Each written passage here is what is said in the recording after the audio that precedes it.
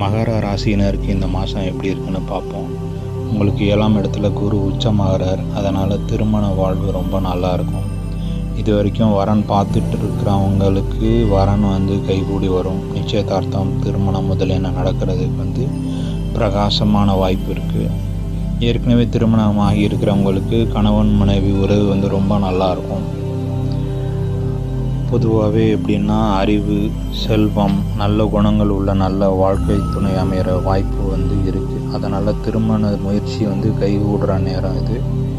அதனால் யோகம், செல்வம் எல்லாமே உண்டாகும். கூட பிறந்தவங்களால் ஆதாயம் உண்டு. பிஸ்னஸ் பார்ட்னர்ஸ், தொழிலில் இருக்கிறவங்களோட நல்ல உறவு முன்னேற்றம் இருக்கும். ஆனால் நீங்கள் கடுமையாக முயற்சி பண்ணுற மாதிரி இருக்கும். விடாமுயற்சி, கடினமான உழைப்பு ரெண்டையும் நீங்கள் கண்டிப்பாக செஞ்சே ஆகணும். அப்போ தான் நீங்கள் பெரிய வெற்றிகளையும் அடைவீங்க. நிறைய காசு பணமும் சேர்க்க முடியும். தைரியமாக முயற்சி பண்ணி உங்களுடைய வேலைக்காகவும் வேறு உங்களுடைய தொழில், வேறு எந்த இதுக்காகவும் நீங்கள் முயற்சி பண்ணி ஜெயிக்கிற காலம் இது. கூட பிறந்தவங்களோட கொஞ்சம் மனக்கசப்பு வரலாம், குறிப்பாக தம்பி தங்கைகளோட. அதனால் கொஞ்சம் அதில் மட்டும் நீங்கள் கொஞ்சம் உஷாராக இருக்கணும்.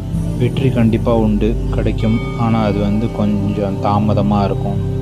இது திட்டமிடாததாக ஒரு வெற்றியாக இருக்கும். அதுவும் நிதானமாக தான் உங்களுக்கு கிடைக்கும். எதுவுமே உங்களுக்கு டக்குன்னு கிடைச்சிடாது.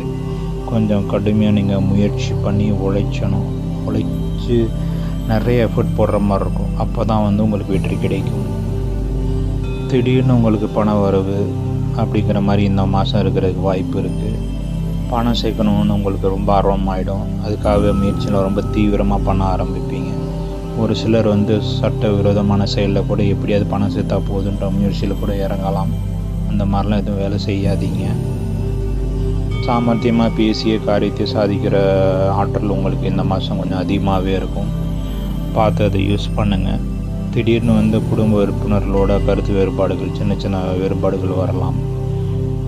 வயிறு சம்மந்தப்பட்ட பிரச்சனைகள்லாம் வர வாய்ப்பு இருக்குது. வயிறு, அப்புறம் கிட்னி, சிறுநீரகம் சம்மந்தமான உடல் உபாதைகள் சரியாகும். அப்பாவோட கொஞ்சம் உறவில் சின்ன சின்ன பிரச்சனைகள் வரலாம். நீங்கள் செய்கிற தொழிலில் லாபம் நல்லாவே இருக்கும். சுய தொழில் பண்ணிங்கன்னா முன்னேற்றம் இருக்கும். நீங்கள் முக்கியமாக வணங்க வேண்டிய தெய்வங்கள் காலபைரவர், விநாயகர் மற்றும் அம்பாள், மா பார்வதி தேவி. முடிஞ்சவங்க சனிக்கிழமை விரதம் இருப்பது நல்லது. அன்று அன்னதானம் செய்வதும் சிறப்பு.